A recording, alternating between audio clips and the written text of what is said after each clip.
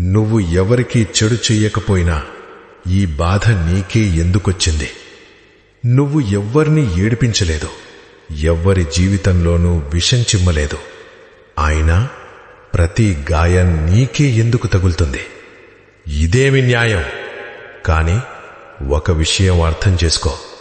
శివుని భక్తుడిగా ఉండటం అంటే బాధలను ఎదుర్కొనేది నేర్చుకోవడం.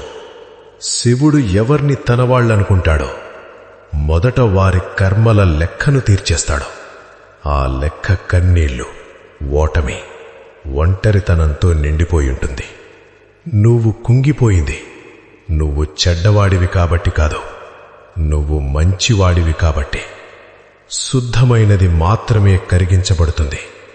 పాపం చేసిన వాళ్ల సమయం కూడా వస్తుంది. కాని శివుని ఆశీర్వాదం పొందినవాడు ముందుగా అగ్ని పరీక్షను ఎదుర్కోవాలి.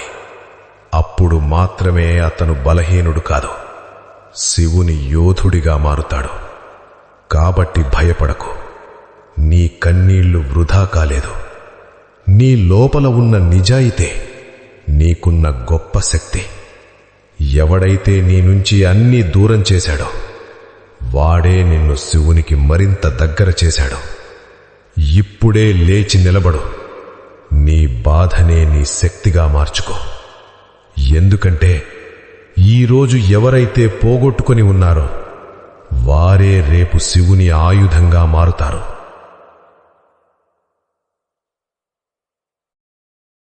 Download ShareChat.